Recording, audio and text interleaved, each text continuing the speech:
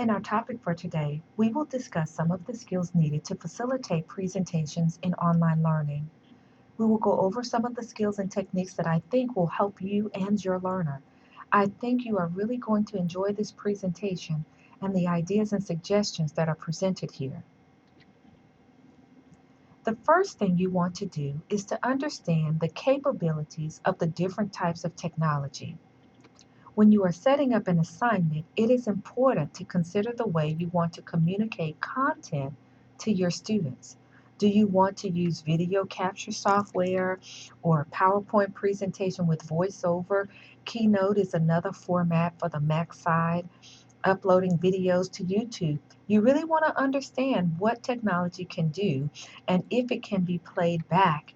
For example, if you want to do polling type questions through cell phone or computer, you need to know what types of technologies are cross platforming for use on mobile devices and tablet computers. Those are the things you want to look into and spend your time learning and using because those are the forms of technology that can be accessed on any platform, and it makes it easier for your students.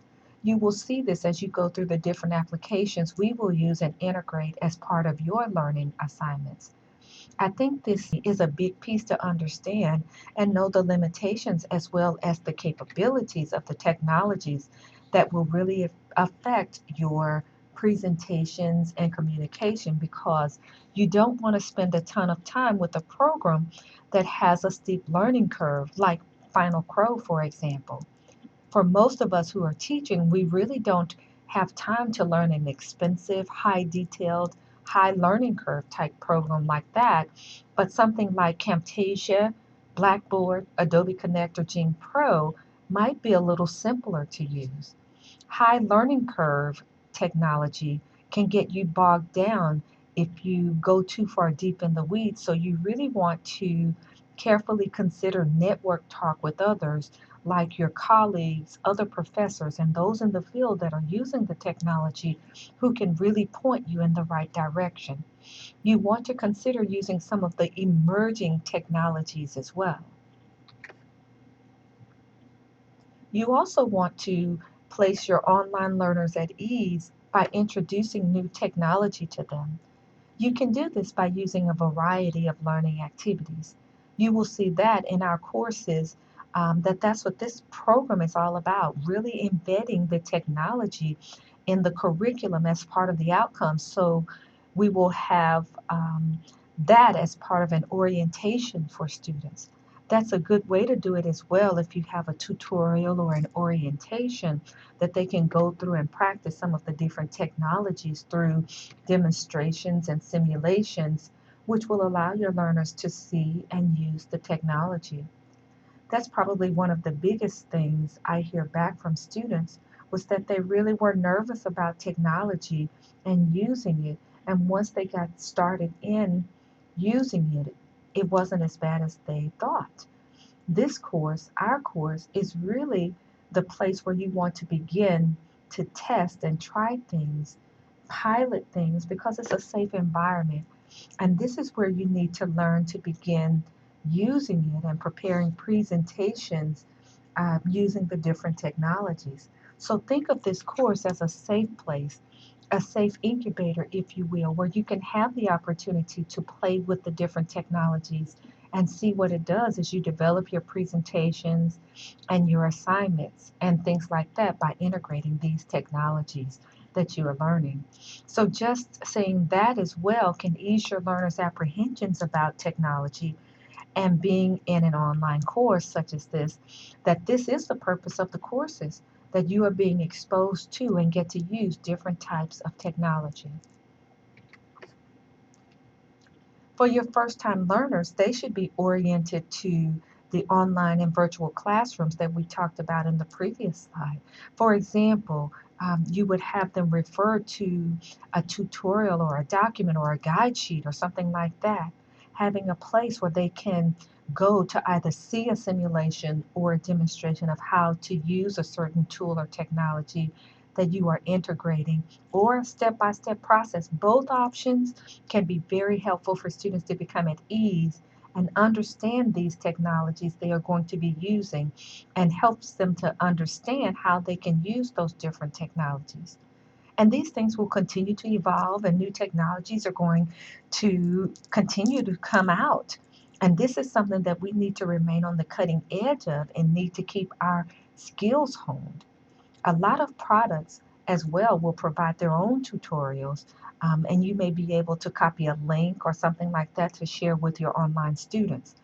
These could be helpful as well, and like I said, with the written and verbal instructions, could be part of an orientation program to the online learning environment. A few techniques the facilitator can use to compensate for the lack of face to face interaction with your students, and the technology is becoming so much better with the different video conferencing like Skype, Google Plus, Hangouts, FaceTime, and GoToMeeting. A lot of your mobile devices have apps that you can do video conferencing as well. There are just so many out there that are available. But I think for an online course, especially, you want to ask participants to post an electronic picture and an introduction. For example, we use VoiceThread in some of our courses where students will go in and introduce themselves, and they will be able to use their video camera that's already on their computer with a microphone, and they can record a video introduction of themselves. So that can be very helpful in bridging that gap. You can also rehearse synchronous events and obtain feedback from a pilot program so that you can integrate your synchronous events like Adobe Connect, Google Plus, or Google Hangout. Something like that can be helpful. Another technique is to give preparation time when writing interactions. Make sure questions are asked appropriately to get the type of answers you want. Good open ended discussion questions can help build a good discussion forum where your students can interact with one another and share ideas, and that can be very helpful in bridging that gap. If you are doing a live environment, have students to use their icon to raise their hand. Using the student's name when calling them for a response can be very helpful in you getting the group together. I'm not saying you do it every week, but in a synchronous environment, using video conferencing sites can be very helpful in compensating for the lack of face to face interaction in an online course. You can do group projects that students can collaborate. You can also mix the group for a different assignment, different course, or the same course. Another thing you can do as a facilitator or an online instructor to bridge the gap is to record your own video messages and share those with your students via VoiceThread, a YouTube video, or Adobe Connect. And you can send your students the link and they can connect with you via video. Your face and your visual to them can mean a lot towards retention and staying in the course. Another technique or skill to use in online learning is to use tools that promote interaction. We talked a little bit about that when we talked about putting students into groups to work on presentations. We talked about discussion forums. But then the synchronous capabilities can also be used like a polling questions environment tool for students to interact. Asking good open ended questions will promote student interaction. Make use of the whiteboard found in ClassLive Pro and Adobe Connect so your students can go in to interact or work on concepts in writing. You can also put things up and give them permission to write on the board or ask an open ended question and give them an opportunity to go in there and interact. Students can also interact on chat board or chat window in these synchronous programs and send other students a link in order to have a log of that chat.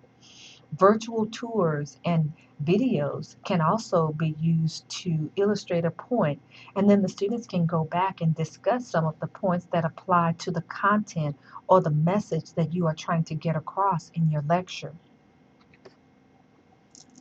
Always have some time where you can get some feedback from those who are part of your seminar or session, and some things that they have learned, and provide some feedback where you use a formal evaluation, or you can allow them to give you some feedback the last 5 minutes or so of your session. Maybe ask some open ended questions about some things that they learned that they didn't know before the session started.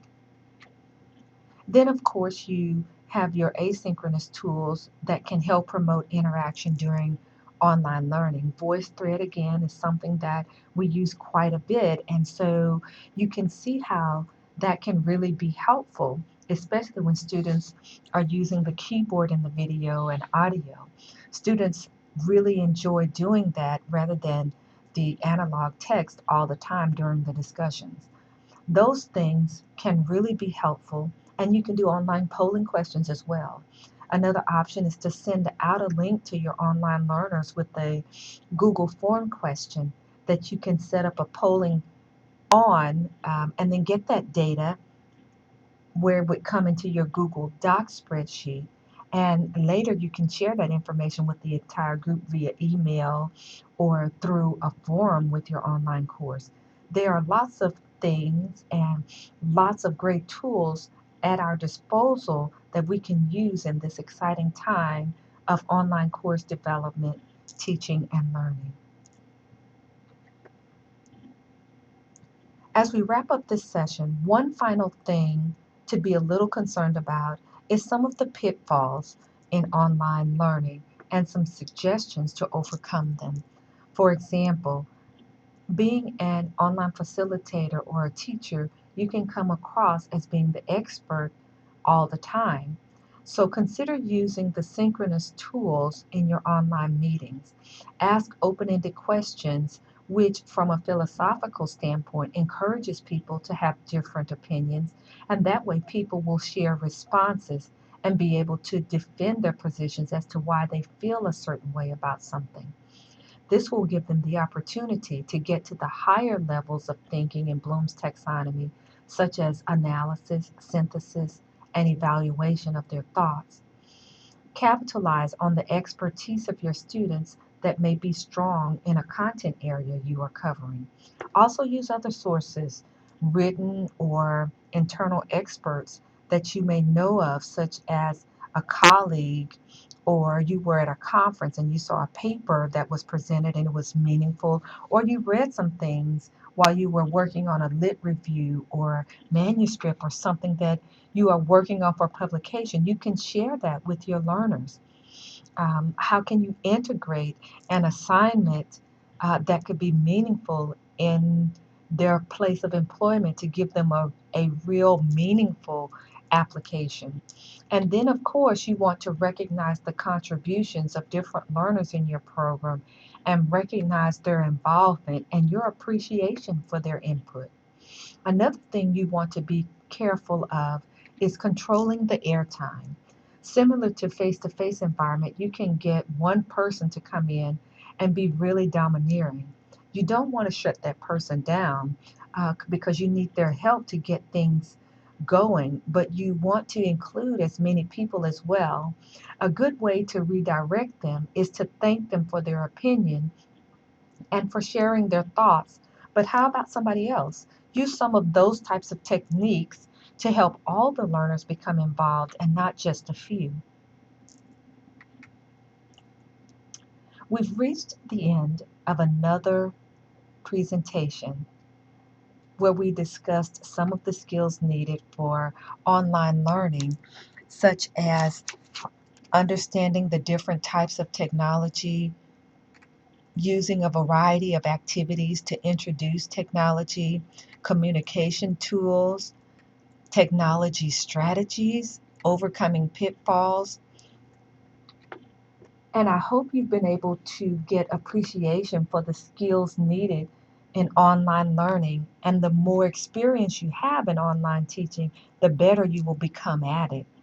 So don't be too hard on yourself at the beginning. Keep things in perspective and realize that we are all at different areas of the spectrum, and learning continues to evolve as knowledge continues to evolve.